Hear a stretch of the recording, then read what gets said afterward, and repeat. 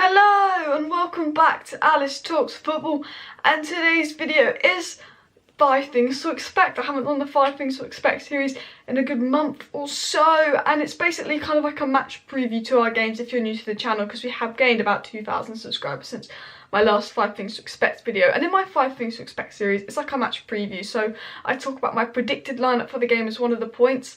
I also talk about things we need to look out for, our opponent, what's our opponent's strengths and weaknesses, what could our potential strengths and weaknesses be in this game, how are we likely to set up, what's my predicted scoreline, do I think we'll win or not, and just basically talking about the fixture. And the Premier League return this week, and obviously Manchester United return to action this Saturday, and our first game is Crystal Palace.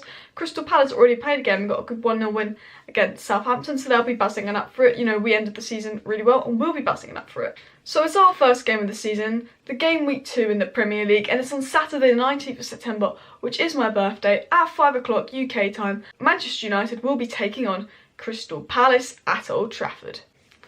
Now, before I get into the video, it'd be awesome if you could take 2 seconds to hit that like button. If you want Manchester United to win against Crystal Palace, hit that like button. And if you're new to the channel and you have not already, please click that subscribe button down below and subscribe to Alice Talks Football, where I create pretty much daily Manchester United related content, from match previews to post-match reactions to the transfer news, gossip and all of that. So it would be awesome if you could subscribe and share this video. But first things first, like with all my 5 things to expect series, I talk about my predicted lineup. And what is my predicted lineup for Manchester United versus Crystal Palace? Do I expect Donny van de Beek to start?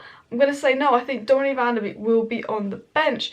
Now, there could be some question marks over Marcus Rashford.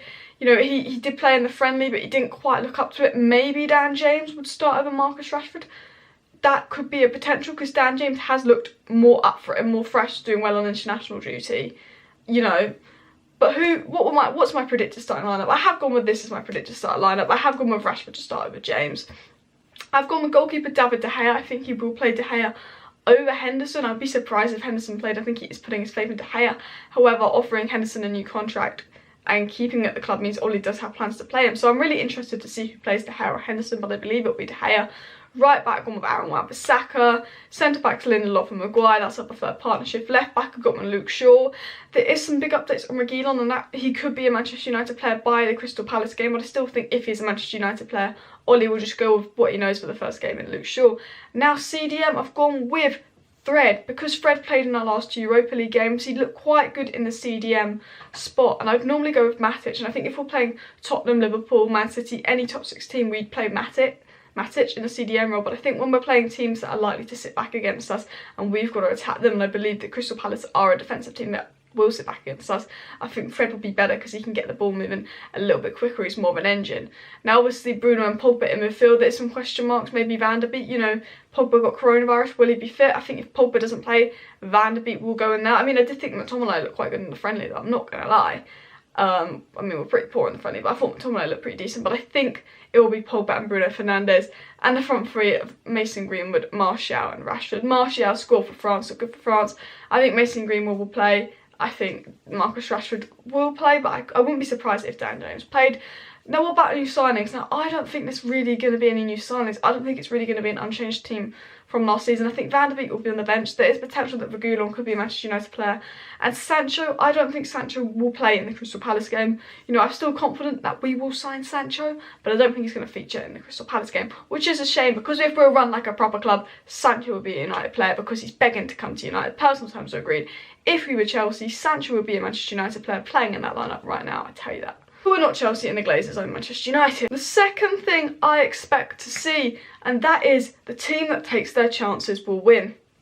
And in Manchester United's last 2 games in the Europa League, we created so many chances against Copenhagen, so many chances against Sevilla, but our only 2 goals were the 2 penalties. We could have had like 9 goals across those 2 games because we didn't take our chances. And Crystal Palace have always been a well-organised team. I know they dropped off massively last season, but defensively they've actually been one of the strongest teams in the league. They actually scored the second least amount of goals last season after Norwich, but the reason they did much better than Norwich is because how good they were defensively, like tactically strong defensively. And I think this is the game where we got to take our chances, because I don't think we're going to be making loads of chances. Obviously we have a crazy team with Bruno and Pogba and stuff, but we have to take our chances. I think Manchester United know that we didn't take our chances in Europa League, and that's what cost us, because we were by far the better side against Sevilla, against Copenhagen, but we didn't take our chances.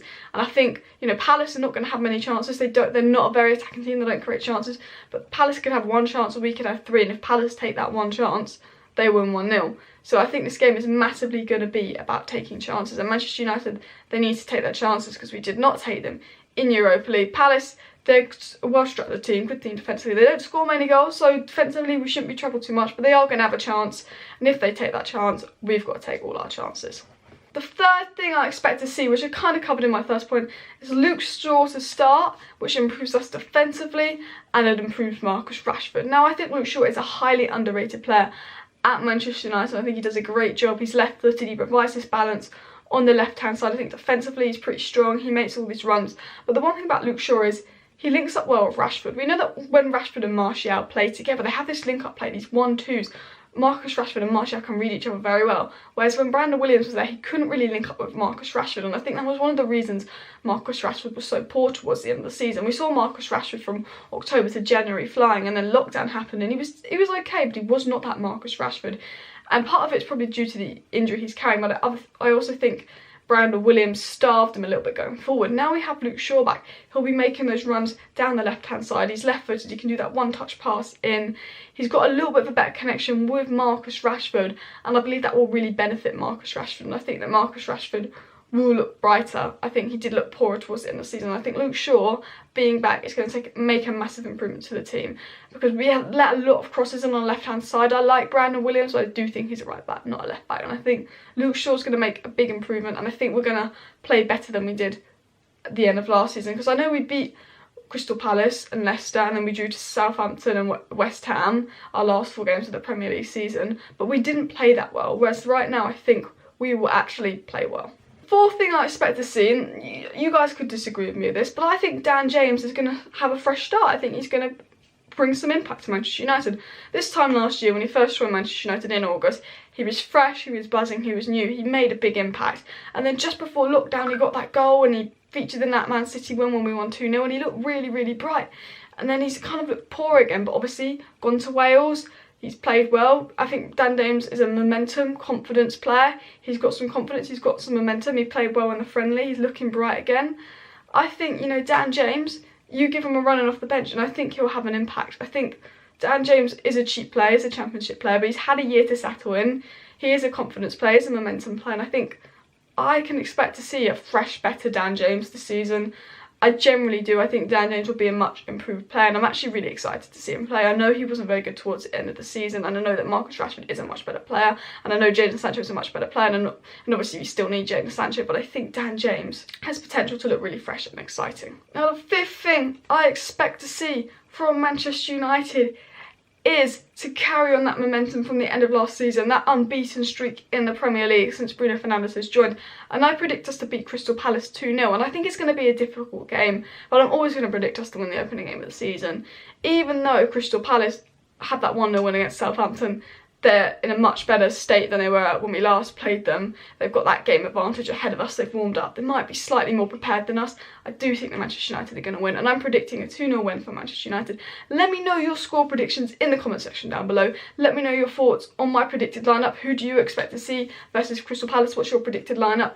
Let me know all of that. And once again, thank you for watching. Please hit that like button, subscribe down below, share this video, and I'll see you next time.